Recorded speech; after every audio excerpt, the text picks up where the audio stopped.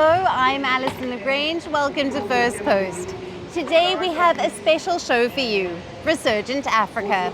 Amid the coups and the crises, there are many positive stories from Africa that often get overlooked, but not on this show. This is Resurgent Africa, where we give you a glimpse into the lives of the people who call this vibrant continent home.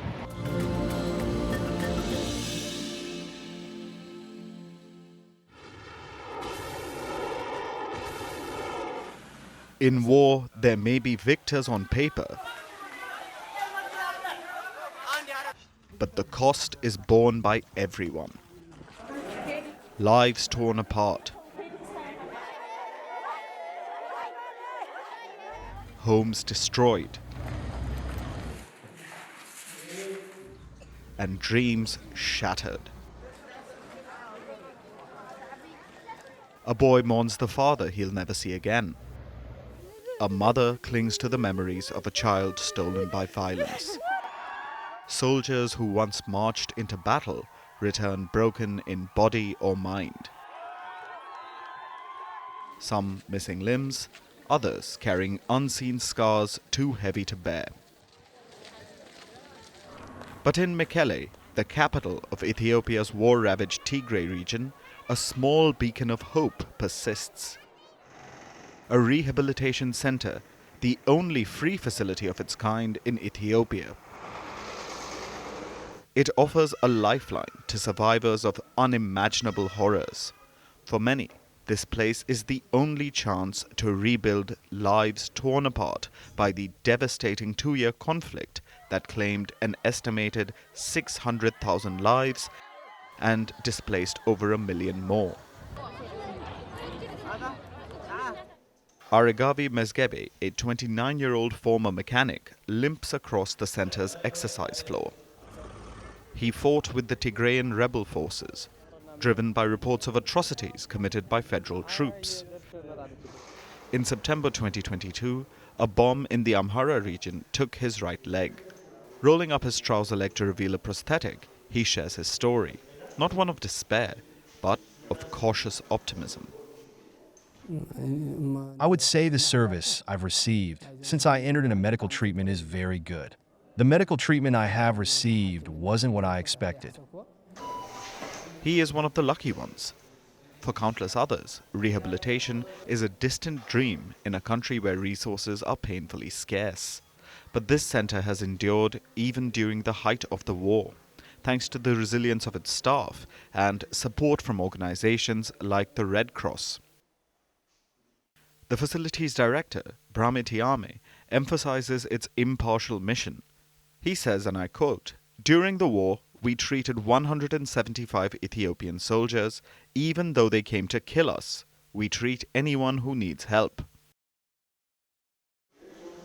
Patients here include people like Saba Teklay, a 25-year-old banker who lost her forearm and leg in a bombing during the war's early days. She spent months in recovery, her life forever altered, yet she speaks of hope. When I came out of the coma, my leg was already amputated. I don't remember anything before that. I spent about 4 to 5 months recovering at Mekele Hospital. After being discharged, I came straight here.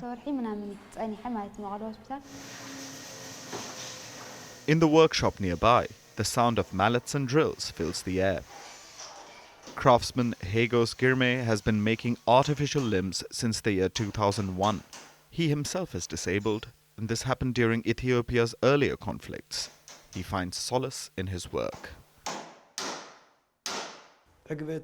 I feel satisfied when I see a client come in with crutches and leave with artificial prosthetics. My happiness grows as I watch them walk while maintaining their balance and posture. That brings us immense joy. The scars of war in Tigray may take generations to heal. But the rehabilitation center is a step towards mending what has been broken. Yet, even as the peace deal of November 2022 silenced the guns in Tigray, conflict rages on in other regions like Amhara and Oromia. The war may have ended, But for its survivors, the fight continues. This time for dignity, recovery, and a future where hope triumphs over despair. In Mekele, that fight has a chance.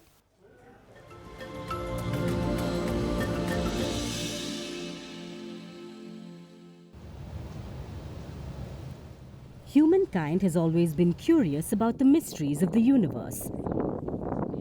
That curiosity has driven us to explore the world and beyond, driven by technological advancements, leading to the discovery of things ranging from fire to artificial intelligence. One such person is Mukhtar Mohammed Abd El Fattah. He lives in the Nile Delta city of Tanta, which is located in the northeast region of Egypt. By profession, Abd El Fattah is an optical designer, and his passion for astronomy, coupled with the lack of industries to build telescopes, led him to start his one-of-a-kind business in Egypt. After spending decades abroad, gaining training and expertise in Germany, Italy, and Sweden, he established a factory upon returning to Egypt. Abd El Fattah spends most of his days among telescopes and lenses at his factory, where he produces these astronomical telescopes proudly labeled Made in Egypt.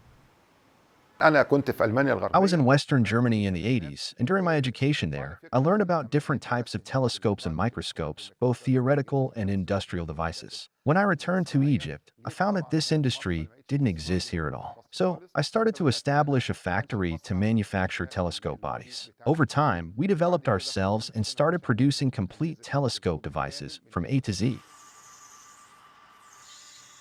It's not just telescopes that El Fattah manufactures.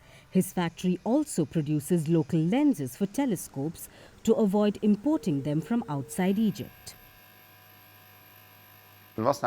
We began to significantly develop the factory by manufacturing machines for lens production, specializing in these products. Instead of importing lenses at a cost of nearly $100 to $200, we began producing them completely locally. With demand increasing, Abd El Fattah's team, some of whom had no prior background in optics, became skilled technicians capable of building telescopes locally. I initially had no background in optics. However, I have always loved the field of astronomical devices, and when I learned about a factory specializing in the manufacturing of astronomical devices and telescopes, I enrolled and received training there. Thank God, I am now able to produce a complete telescope product, including the telescope axis, mount, and tube.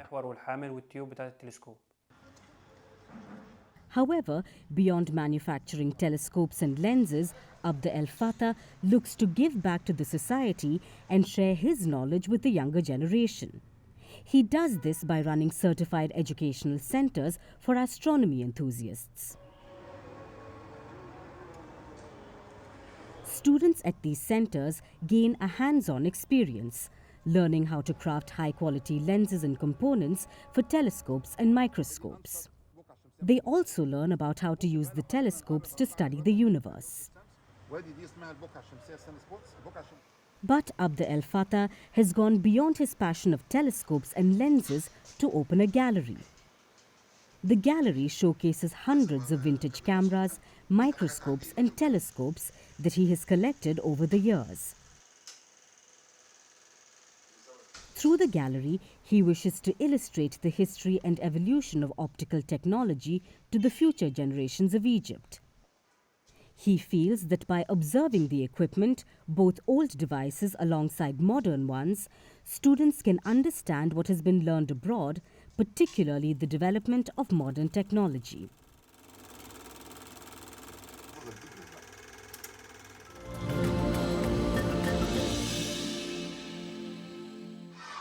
A school in the northwest Libyan city of Misrata has restored hope for many displaced children from Sudan.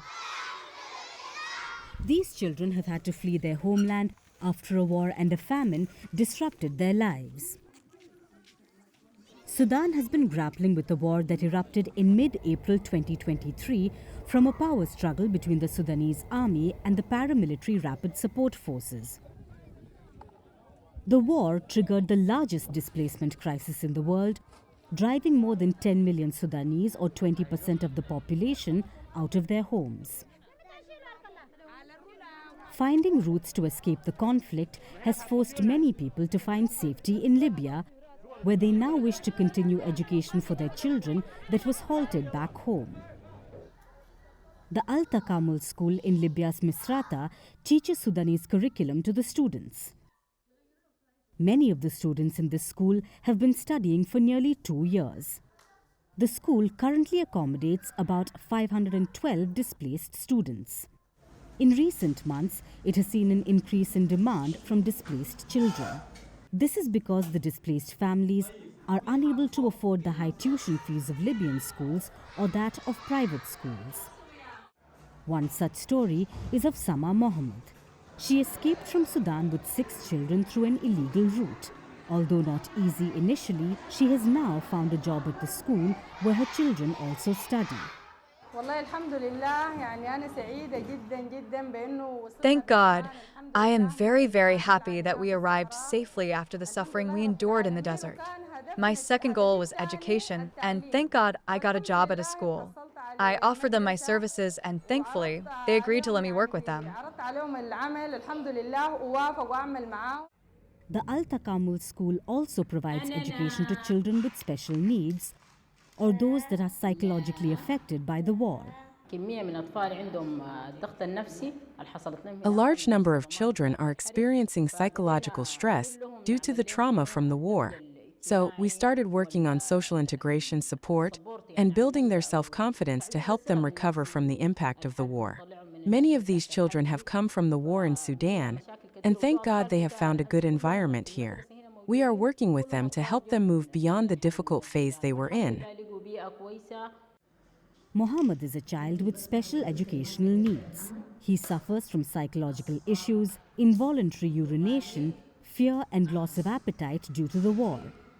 His mother has now enrolled him into the Al Takamul school in Libya after she was unable to find an institution that could help her child with special educational needs. They used to study in Sudan, even those taking higher exams, and they attended the best schools with good levels of education.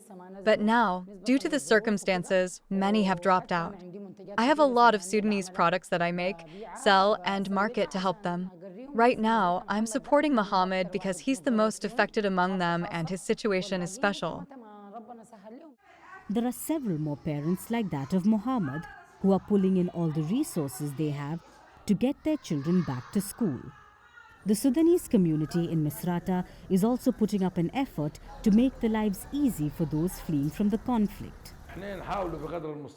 We are trying as much as possible to provide them with the simplest forms of a decent living and to ensure our children receive education so they can continue their studies.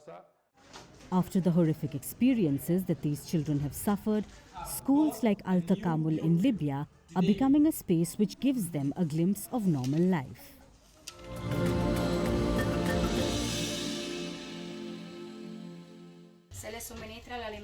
Signs, symbols and gestures. For individuals with hearing impairment, they form an essential language of their own, the sign language. The first record of hand gestures as a form of communication dates back to 5th century BC. In his book Cratylus, Greek philosopher Plato wrote, "If we had neither voice nor tongue, and yet wished to manifest things to one another, should we not, like those which are at present mute, endeavor to signify our meaning by our hands, head, and other parts of the body?" But in 2024's Nigeria, technologists have married the special form of communication with a language quintessentially modern, coding. For individuals with hearing impairments, the empowerment through employment now looks just a few classroom lessons away. The initiative is named Deaf in Tech. Its goal is to make learning meet empowerment. Founded by Dr. Ayula Arowolo, Deaf in Tech is part of a larger effort by Data-Led Africa to bridge the skills gap for specially abled persons. We started Deaf in Tech in 2022 as a response to bridging the economic gap with persons for persons with disabilities, and our focus. The instructors like Victor Oricha teach Python programming to these special learners. I started studying Python. Of course, it was challenging at first. And using Python for data analysis, especially when it comes to teaching the deaf community, I've come to see the passion and the interest it brings towards the deaf community. For many students like Nafisat, the task is not just about learning to code, it's about building a future where they are not dependent on others, but are reliant on their own skills. My expectations when I graduate from here is to be able to find a better job with my skill. Deaf in Tech is more than a training program. It fosters an atmosphere of inclusivity. 86% participants in the current cohort of students are women. Gender intersecting with disability puts the deaf women way behind than even the deaf men. So if we don't specifically do something for the deaf women, we'll be increasing that gap, that economic gap. And so our focus was to get more women, and we're glad that it worked.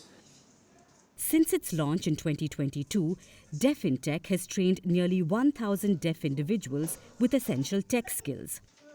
The company says they are committed to empowering the deaf community and building a more inclusive tech industry in Nigeria. With 9.5 million individuals with hearing impairments, initiatives like Deaf in Tech are crucial for fostering equality and generating employment in Nigeria.